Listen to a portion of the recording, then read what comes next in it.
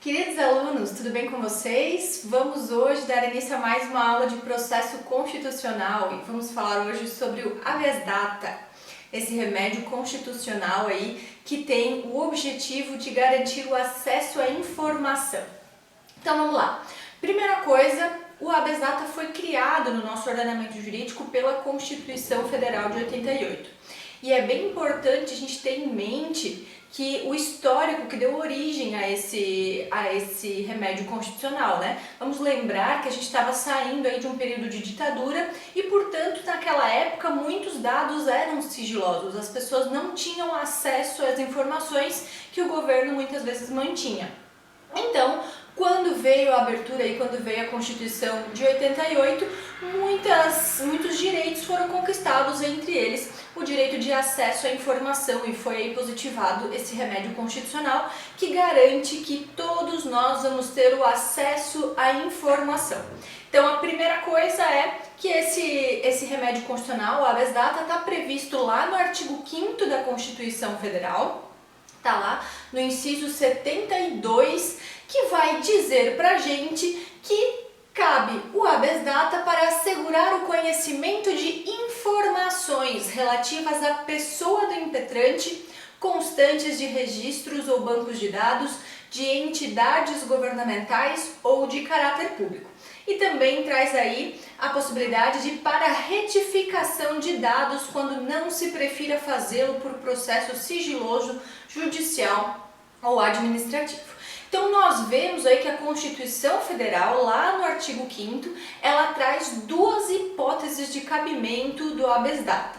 Isso é bem importante a gente ter em mente. A Constituição só traz essas duas situações: acesso à informação e retificação de dados. Essas são as duas possibilidades de cabimento previstas no texto constitucional.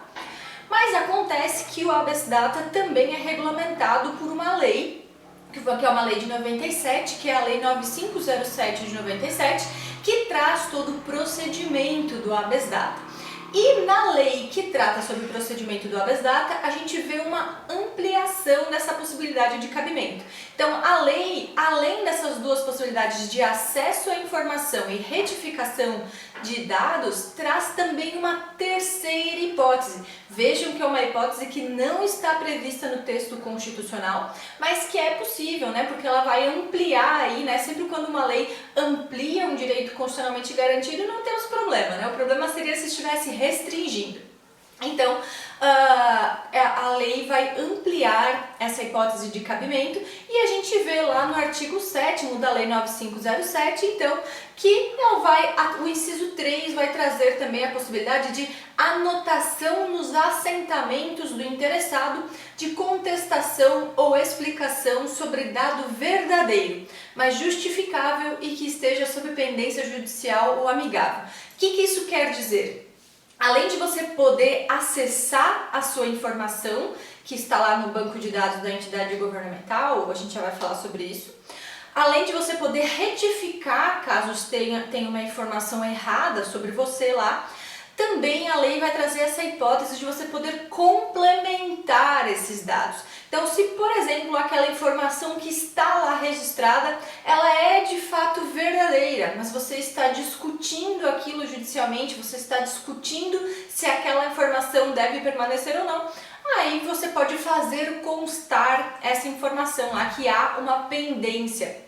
Então, por exemplo, se você tem uma dívida muito grande e consta lá no seu cadastro que você é devedor de uma quantia milionária, mas você, enquanto devedor, não concorda com essa dívida, você acha que essa dívida é indevida e você ajuizou uma ação declaratória de inexistência de débito, por exemplo, e você está tentando comprovar que esse débito não existe. Você pode fazer constar nesse cadastro, usar o habeas data para fazer constar no seu cadastro que essa dívida existe, mas que ela está sub júdice, que você está lá discutindo ela judicialmente discutindo a veracidade dessa dívida. Então essa é a informação que a gente vê lá no artigo 7º, que vai trazer, além dos dois incisos constitucionais, as duas possibilidades de cabimento constitucional, que são assegurar o conhecimento de informações e a retificação de dados, também vai trazer essa possibilidade de anotação nos assentamentos do interessado. Algumas questões são importantes para a gente destacar com relação ao habeas data. A gente vê aí, tanto na Constituição quanto na lei, o caráter personalíssimo dessa ação. Ou seja, somente o interessado pode pleitear essas informações, pode pleitear o acesso a essas informações e a retificação, enfim, tudo isso.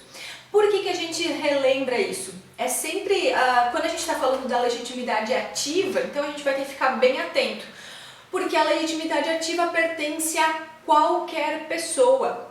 Então, qualquer pessoa física ou jurídica ou um ente despersonalizado também está valendo. Qualquer um pode ajuizar, pode impetrar um habeas data.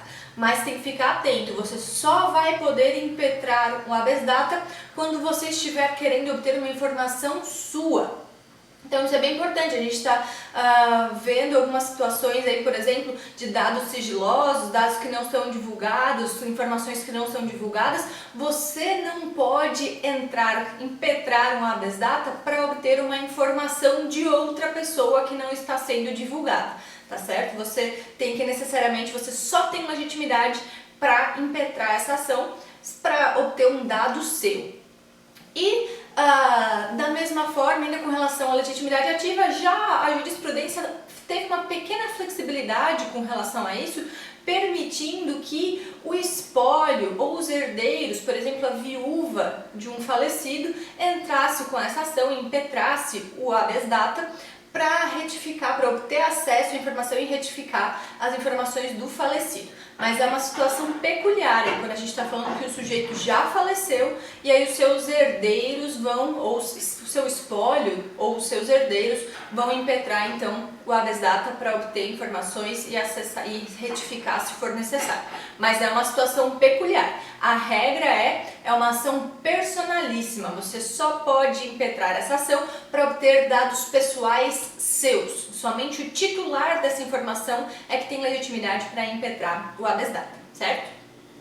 E com relação à legitimidade passiva, quem vai estar no polo passivo? Quem vai ocupar o polo passivo?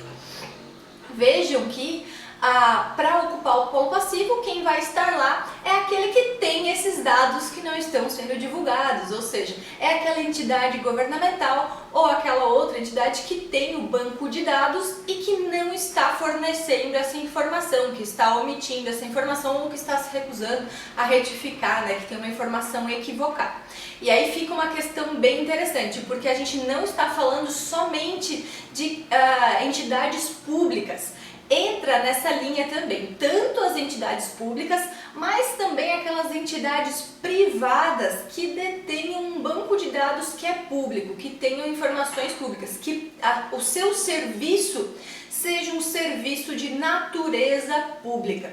Então entra nessa leva ali uma série de outras órgãos, empresas, enfim, outras entidades que têm a natureza privada, mas que apesar de terem natureza privada, exercem um serviço público. Se está exercendo um serviço de natureza pública, vai entrar nessa possibilidade, vai ter legitimidade passiva para compor aí o habeas data. Então é bem importante a gente ter atenção com relação a isso, né? A gente não está falando somente de órgãos públicos, a gente não está falando somente de pessoas jurídicas de direito público, a gente está falando dessas e também de pessoas jurídicas de direito privado, mas que exerçam serviços de natureza pública, portanto vai entrar nessa onda. E aí entra aí, por exemplo, os cadastros de SPC e Serasa, né, os cadastros de inadimplentes aí, que exercem um serviço público e que, portanto,